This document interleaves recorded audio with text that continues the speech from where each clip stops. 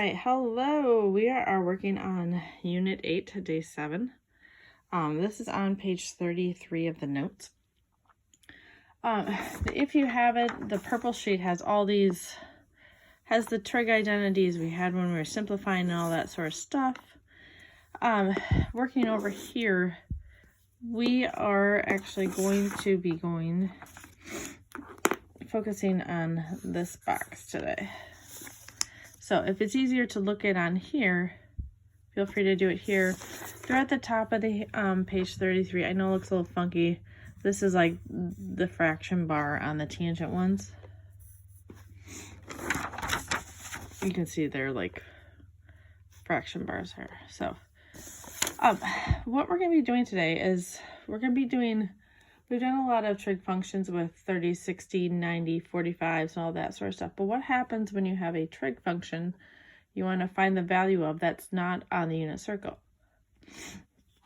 So something like this, cosine of 75.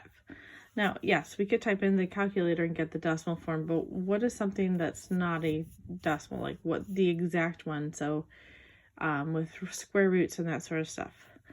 So what we're going to be doing today is we're going to use our unit circle. So we're going to use values like 30, 45, 60, 90, and combinations of these. So we're going to either add or subtract these to get to the number we're looking for. So for cosine 75, I can use a combination where I can add the numbers or subtract the numbers. So on this one, right away, the first two I look at, I know 30 plus 45 is 75.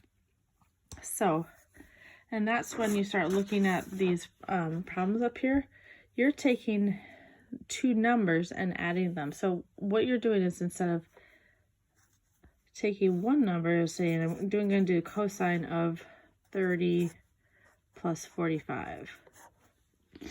Now, this doesn't mean it has to be 30 plus 45. It's fine to do 40 plus 30 because adding is commutative. You can switch it around. Now, to take this, when we do this, we want values from the unit circle, but I have to follow the pattern of the formula here. So A and B are just these two numbers. So if it helps to write them above it, that's fine. And then I just follow this. So if I'm doing cosine, I make sure on this one, I'm going to do this top formula. So I do cosine of the A number, so cosine 30. And this is times cosine of B, so cosine of 45. Now this one has a subtraction in it, so I subtract. And then sine of A, so sine of 30. And then sine of 45. Now, if you can get this far, and yeah, we're just adding, subtracting numbers here and just writing stuff out, you've done all the hard part. Now, what we're going to do, these are more familiar with these. I've asked you these lots and lots, and this is the practice. You don't have to memorize these, but go to the unit circle. Cosine of 45, or no, sorry, cosine 30. So I'm going to replace this whole thing with what I know it equals. So remember, cosine is x, sine is y. So cosine 30 is root 3 over 2. So this whole thing is root 3 over 2. Now, if I had left it as a 75, I couldn't have known that very easily. So 30s and 45s are something I'm more familiar with. So cosine of 30 is root 3 over 2. Cosine 45 is root 2 over 2. Now I switch to the sine value. So sine of 30, unit circle. Sine of 30 is my y value of 1/2. And then sine 45 again is root 2 over 2.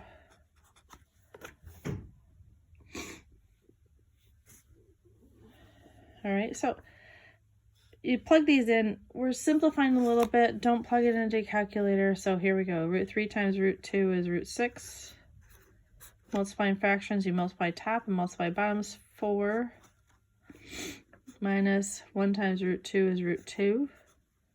Bottom is 4. They have the same denominator, so I make them root 6 minus root 2 over 4. That's it. Do not make decimals. Leave it alone. Sorry about this. Okay. I'm going to skip down the radian thing in just a second for a sec. I want to go to the other one down here because can you see this one is all expanded. So this one looks like one of these already. So I'm looking for the pattern. Sine, cos, minus cos, sine. So when I look at this, I have sine, cos, minus cosine. Okay, so this is the expanded part. I want to bring it in and simplify it because 42 and 12 are not on the unit circle. So I'm going to take this into something that says what? And it's up above also. Sine, cos, this one. It's sine of A, parentheses, minus B. Sine of A and B. So what is A and B? Well, look up above again. When I use this formula, the number A was with that first sign. So this number, A was here, and the sine of cosine of A. So that was the A value. So this is the A value.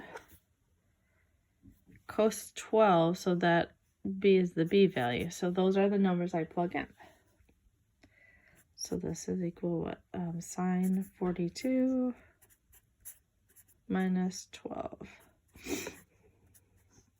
So it's sine 30, which is actually very familiar to me. I go to my unit circle or I go above.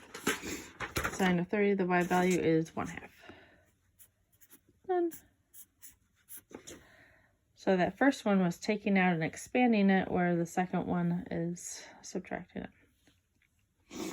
Now, I skipped this middle one for a second because I just wanted to show you the expanding and then condensing.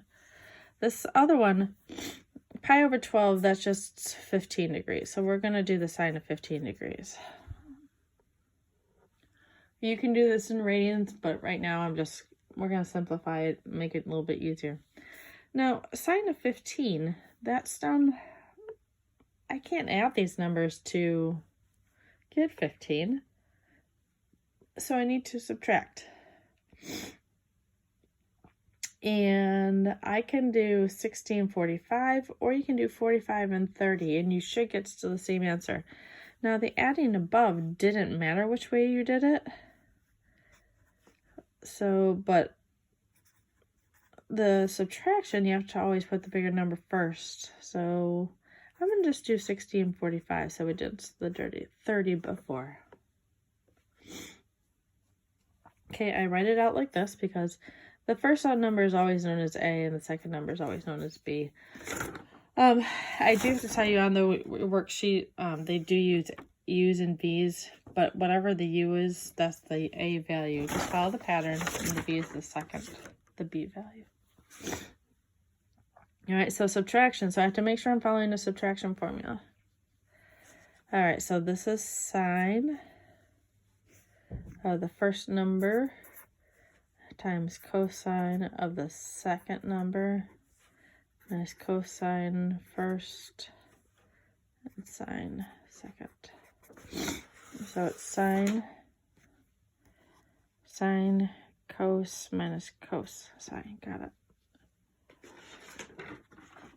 All right, so sine of 60, again, unit circle, that whole thing is root 3 over 2.